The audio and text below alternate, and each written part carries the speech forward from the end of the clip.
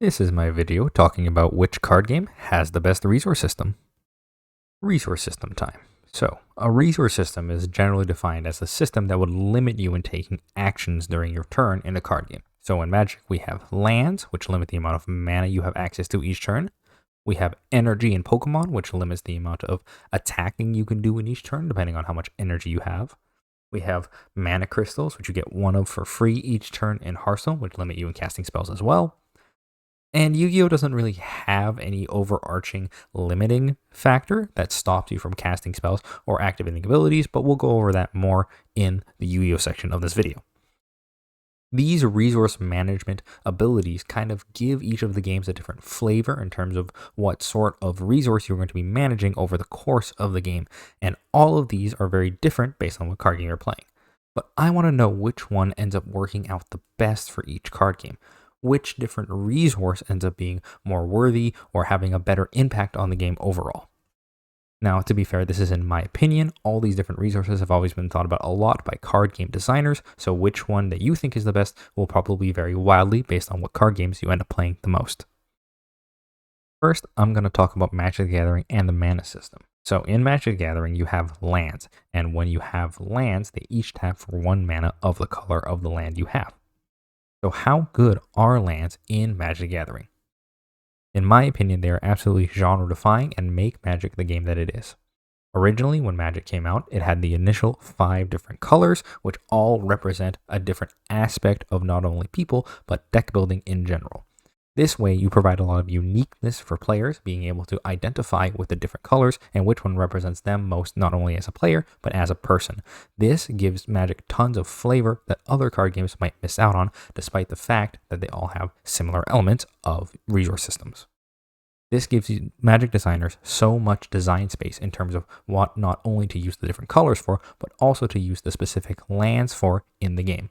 Cards like Rampant Growth or other ramp effects give you basic lands from your deck onto the battlefield, effectively giving you more mana at the cost of a card. We have cards that are ritual style effects, which give you additional mana on a turn, but only temporarily, letting you power out a more powerful spell in one turn, or maybe comboing multiple ritual effects together to have one really, really large spell at one time. We also have land destruction effects like Demolish here, which allow you to destroy your opponent's lands, limiting them on the mana that they have access to per turn. Not to mention that because you get to choose how many lands you put in your deck at the start of the game, you can scale the number of lands in your deck depending on the cost of the cards in your deck. If you have a deck with a lot of high cost cards, you can add additional lands to increase your chances of getting there, and if you have a deck with many low cost cards, you get the benefit of running less lands in your deck because you need less mana to cast all of your spells. This also applies across different formats, meaning that if you have a 60 card deck, the number of lands you'll need in your deck is different from if you had an 100 card deck or a 40 card deck.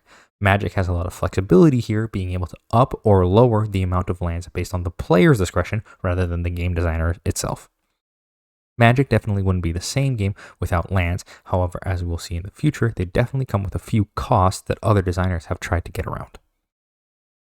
Starting with talking about the downsides that come with lands, we first have to acknowledge the fact that lands are basically needed to play any of the cards in the game, and you only get one single land per turn of the game, which leads to the very obvious and prevalent problem of screwing and flooding in Magic the Gathering. Either drawing too few lands or too many lands can easily lose you the game on its own because you simply need enough lands to be able to cast the spells in your deck. However, if you draw too many lands, you will not be able to cast any spells because instead of the spells, you have all lands. These elements are further exacerbated by many cards in the game, such as Grand Arbiter here, which increases the cost of your opponent's spells, meaning that if your opponent is screwed and your opponent plays a Grand Arbiter, it puts you even further behind. Similarly, we have Armageddon, a card that destroys all the lands. If your opponent is flooded out on all lands and you destroy all of your opponent's lands, that not only means that they have less cards in their play to be able to cast the spells that they will later draw, but because you destroyed many of their lands, they have an even less likely odds of drawing more lands to cast additional spells. These are some of the big downsides that come with having lands in your game as a physical card that goes into the deck. This being said, I believe that it is a worthwhile trade-off that Magic designers have done a lot to move around and give Magic designers a lot of power by having the lands be physically in the deck. A lot of cards that are in the game, like Scapeshift or Mazavith, are cards that simply can't exist in other card games because of the nature of way lands work. There's no easy way to make it so that way it costs your land per turn to put a Mazavith into play, or to have a card like Scapeshift that lets you swap out lands from your deck and put other lands that you have in play into the graveyard. These very unique effects are present in Magic and hard to make present in other games without extremely bad wording. It's very interesting to have lands during both deck building and play, and this is part of what makes lands so strong. During deck building, you can include different lands that kind of change the way your deck plays, or you can include an additional color or additional lands that splash a certain card that you only need one of. These deck building decisions have a lot of nuance and decision making during that process. Not to mention, during the gameplay, based on the decisions you made during the deck building, you can make different decisions during your game based on what lands you draw, or what lands your opponent ends up playing against you, and what things you may need during the game. Changed a lot in other games basically refers to the fact that all of these elements get messed with a ton because Magic being the first card game, having a lot of good elements with land that the designers want to hold on to, while having that big downside of Screw and Flood ruining a lot of games of Magic by themselves. So these elements definitely got tinkered with a lot that we will see in future examples. One of these examples is Hearthstone's version of mana. So in Hearthstone, you get 1 mana crystal every single turn, following up until turn 10 when you cap out at a maximum of 10 mana crystals. Now, I'm going to ask, how good is the mana system in Hearthstone? It's a little bit more bland if you ask me. Now, it does help keep your deck size smaller, as you don't need to put physical lands into your deck, and you will never get screwed or flooded, as you get the same amount of mana every single turn of the game. However, a lot of cards in the game end up not being able to revolve around mana the same way that lands do in Magic revolve around the cards in that game. So for example, we have a card like Darnassus Aspirant, which gives you an empty mana crystal and loses you that mana crystal when it dies. We have cards like Nourish, which simply give you 2 mana crystals. These cards from Druid specifically are the only cards that really mess with your actual mana crystals that you have in the bar, and it's hard to get them to do much more than specifically giving you additional mana crystals.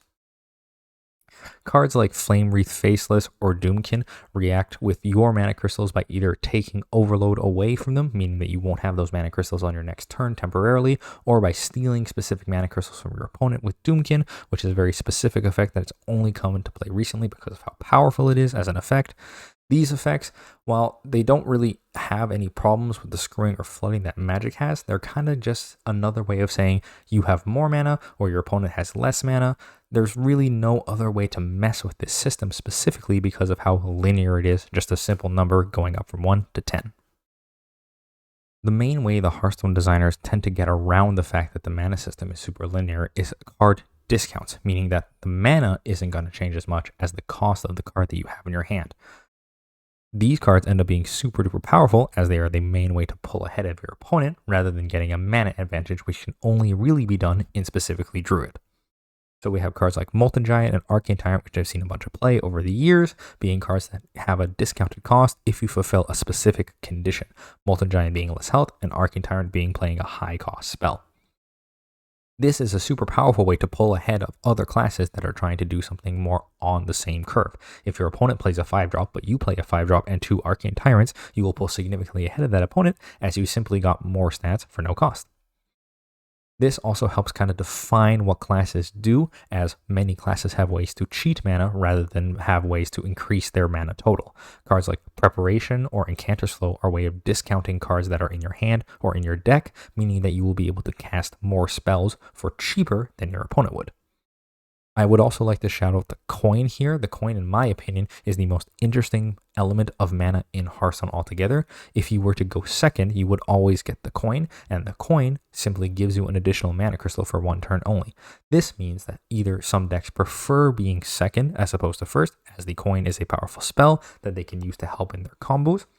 But also, in a normal deck where you're simply trying to play on curve, the coin gives you an interesting decision early and late in the game. Do I want to coin early for an early tempo advantage? Do I want to coin late for a super powerful spike play? Do I want to save the coin for extra value in the late game when I can go up to 11 mana on 1 turn? The coin is probably the most interesting use of the mana system in Hearthstone and a piece of design that I really like. Now I'm going to talk about Pokemon's energy system. So in Pokemon, you have energy, which you attach to your Pokemon in order to do attacks. My question is, how good is energy in Pokemon? I would say it's pretty central to the game. Much like lands in Magic the Gathering, you have many different types of Pokemon energy, giving you more flavor as a player depending on what types you prefer to play with in your deck. This also means that energy are required for your deck to be used. However, they're not required to perform actions the same way lands are required to perform actions in Magic. This means that you can not only play fewer energies in your deck because you simply only need them to attack and not to make your deck perform the function it is willing to perform, but also that you can put other cards in your deck that are specifically made to search for basic energy cards. Cards like Energy Search or Colress's Tenacity are cards you can put in your deck if you want to be able to find more energy or specific kinds of energy at different points during the game. However, these cards are also useful as they are not energy themselves, meaning they can be found in other ways, and this also means that you can lower the number of energy cards in your deck that don't do anything except provide energy to your Pokemon. This way you can access many energy cards despite having a very low number of copies of that energy in your deck, specifically being able to splash extremely easily in Pokemon compared to other games. This also doesn't mention that you have cards like Super Rod, which allow you to get energy back from your discard pile if something were to go wrong, if you were to discard it or lose the Pokemon that has the energy you need attached to it. There are always ways to rebuy your cards in Pokemon, letting you get another try at using that energy for a specific Pokemon you need. This gives your options a lot of different abilities when you are building your deck. This gives many decks lots of flavor, allows you to splash many energy, which is something that is harder to see in Magic or in Hearthstone, where you can't really splash as many other elements into your deck. Pokemon is very good at giving you optionality in what Pokemon you want to include specifically. I will say that Pokemon does run into an issue with many mechanics sidestepping the idea of attaching energy individually per turn. Because in Pokemon you can only attach one energy per turn, there are many ways that players try to sidestep this element and make it an advantage for them and makes other decks unable to keep up because they can only attach one energy per turn. A great example of this is in base set that Hitmonchan has a very powerful attack needing only one energy, meaning that if you are playing a deck with Hitmonchan, you can start attacking right away, whereas your opponent will take multiple turns to start building up powerful attacks. There are also ways to add more and more energy as the card game develops over many years. The one that I remember the most of this is the double colorless energy. This double colorless energy means that any double colorless attacker in your deck can be powered up by this one single card, meaning that you only need one energy attachment to power up a 2 energy attack, meaning that that attack is simply faster than other decks that require more energy attachments for bigger attacks.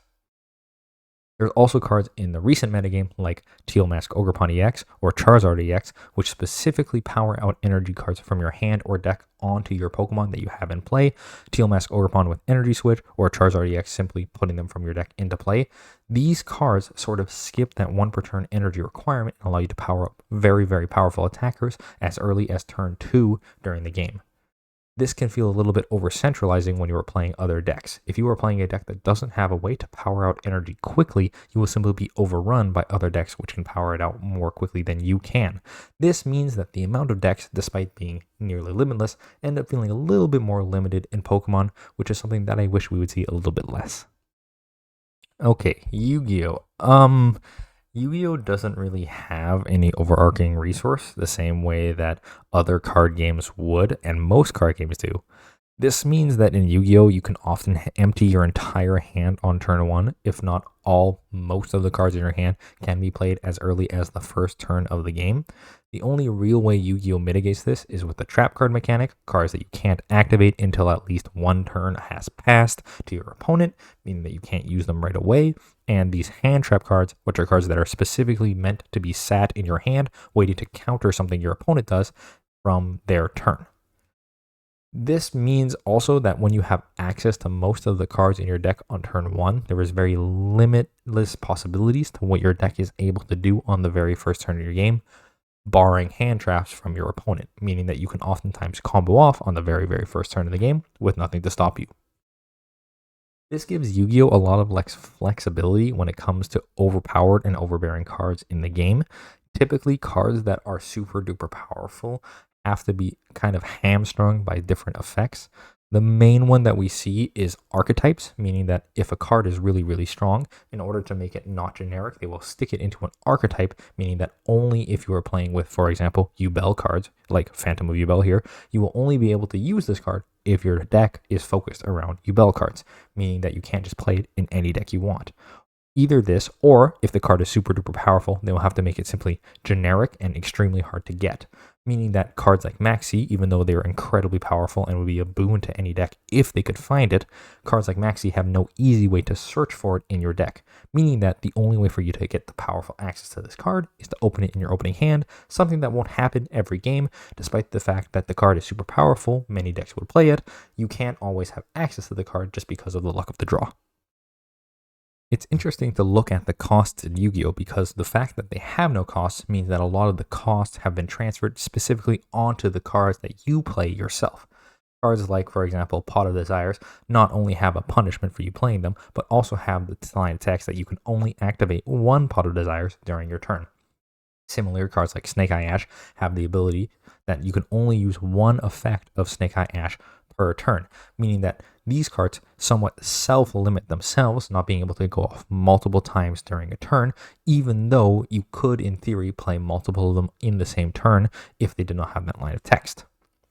This once per turn effect is very common in a lot of Yu-Gi-Oh cards and allow them to bump the power level up of cards without having to put in an overarching mechanic to stop them from happening. Almost all strong cards that we see in modern Yu-Gi-Oh! Nowadays will have this once per turn clause on it, making it so that way cards can't loop themselves or go infinite with themselves over and over again. There are also other cards such as Brilliant Fusion, which have a sort of tax that is associated with putting a super strong card in your deck. The tax for Brilliant Fusion, for example, would be having an additional deck building cost to your deck by adding Gemini Garden to your deck. These effects are called Garnet effects from the effect of Garnet, because Brilliant Fusion requires you to have a Gemini card in your deck when you play it to have its most powerful effect go off. This means that you have to put a card in your deck that you would rather not play and hope not to draw. Brilliant Fusion, super powerful card, you want as many as you can get. However, Gemini Guardian, super duper weak. You don't want to play Garnets unless you absolutely have to, and you really, really don't want to draw them, as it both turns off your Brilliant Fusions and is a dead card in your game. Now for my final thoughts. So, which system in each card game works the best, in my opinion, just to keep it in mind? And I think it's the energy system for Pokemon. I really like the energy system in Pokemon. It gives you a lot of flexibility, not only in deck building, as you can splash multiple different archetypes if you want specific Pokemon in your deck, but it also allows the addition of super cool cards like Mist Energy here. These cards not only give you a little bit of flavor in your deck, but also give you the ability to print cards that do something special onto colorless energy, giving you additional abilities to your Pokemon that you otherwise wouldn't have. If you wanted to tech against a specific deck, you can put specific energy in to tech against those different decks. Energy is a really good system if you ask me, even though it has a few flaws that I showed earlier in the Pokemon section. Now, most card games change the aspect from the base lands that started in Magic the Gathering, and that is something that I find is really, really interesting and cool to look at when you look at different card games, especially card games made by other designers. One of the ones that comes to mind for me and being really neat is the Netrunner system, where you have a number of actions that you can spend on your turn, and each time you spend an action, you can choose from one of the ones on the list that you see here. You can gain currency, you can draw cards, you can play events, you can remove tags, you can run a server. All of these things are things that you really want to do, but because you have a limited number of actions, and all of these things are things you need to do over the course of the game, you really get to pick and choose what aspect you want to focus on against your opponent and what aspect you kind of want to leave to later if you need to do that ability later. Many systems work from card game to card game. It's important to look at each card game individually because something that works in one card game would definitely not work in another card game and vice versa. Even Yu-Gi-Oh!, which doesn't really have any sort of mechanic, works.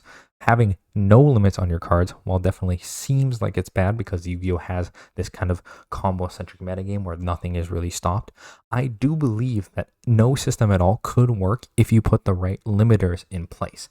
You don't need a limiter overall on the entire game as a whole. I think if you just print correct cards and print a metagame that works, Yu-Gi-Oh! Could work even better without having a huge combo fest at the end of the game like it typically is on turn 1 or turn 2 in Yu-Gi-Oh! As we see with earlier formats in Yu-Gi-Oh!, and this is why I believe it is important to look at earlier formats, early formats in Yu-Gi-Oh! Not only focus on you playing many cards during the game, but also don't end on turn 1 like they do nowadays. Thanks for 10,000 subs. I wasn't even really thinking of starting this channel, so the fact that I've already gotten to 10,000 subs really means a lot to me. Thank you all for subscribing. Make sure you like and subscribe so I can make more content like this. I would love to keep making content like this over and over again, and would love to fill out my library with tons of videos. I have many more ideas in the tank, so like and subscribe so I can make them all. Also, let me know about resource systems in other card games in the comments. There are many card games, and almost all of them mess with the resource system. I would love to read your comments about the card games that you play and the different ways they mess with the base resource system that they have. Also, these will give me many ideas for a part 2 that may be coming. There are many videos that I would love to make part 2s on, so if you have any great ideas for a part 2 in the video, let me know. Thanks for watching.